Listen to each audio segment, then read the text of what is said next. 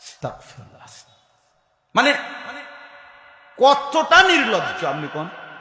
মানুষের তো একটা সামান্য কমন সেন্স থাকে যে কিরে আমি মুসলমান, আমার বাপ দাদা মুসলমান, আমগো গ্রামটা মুসলমানের, আমরা বাড়ির চারদিকে সবাই মুসলমান, আমগো গ্রামে মসজিদ আছে, আজান হয়, ইমাম সাহেব আছে, হুজুর আছে, মাদ্রাসার ছাত্র আছে, এতটি মানুষের সামনে আমি বেনামাজি অসভ্যর মতো হাঁটি। আচ্ছা এটা কি তাই তুই কি প্লাস্টিক রে,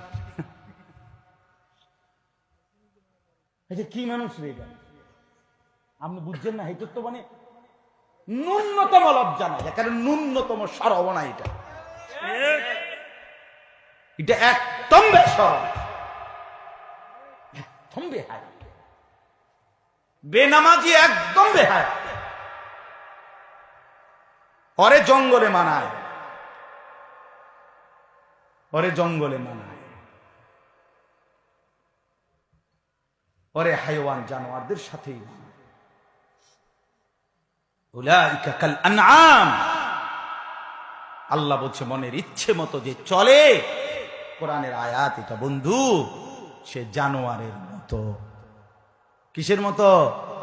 হ্যাঁ হ্যাঁ, বাল হুম আযাল্লু সাবিলা, আল্লাহ বলে না না, জানোয়ারের মতো না, বরং তার চাইতেও নিকৃষ্ট পথ হারা।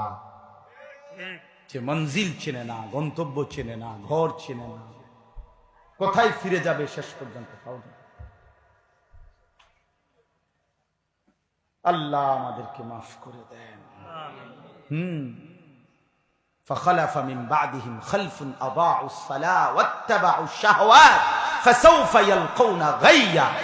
আল্লাহ বলে নিকৃষ্ট সেই প্রজন্ম যারা নামাজ নষ্ট করে আর মনের ইচ্ছে মতো চলে, ওই জেনারেশন নিকৃষ্ট জেনারেশন, ওই প্রজন্ম নিকৃষ্ট প্রজন্ম যারা নামাজ নষ্ট করে এবং মনের ইচ্ছে মতো চলে। আল্লাহ বলে ফাসাউফা ইয়ালকাউনা গাইয়া, আমি অচিরেই তাদেরকে জাহান্নামের সবচেয়ে নিকৃষ্ট গর্ত, সবচেয়ে ভয়ঙ্কর আযাবের গর্ত জাহান্নামে একটা আছে, সেটার নাম হলো গাই। হাদিসে আছে, কোরআনে আছে, এটা কোরআনের আয়াত। আমি গাই নামক জাহান্নামের সবচেয়ে বেশি আযাবে ভরপুর পূর্ণ গর্তে এই নাফরমানদেরকে ছুঁড়ে মারব। বন্ধু বিশ্বাস, এটা কোরআনের আয়াত। এই ছেলেরা বিশ্বাস করো, কসম খোদার, এটা কোরআন শরীফের আয়াত।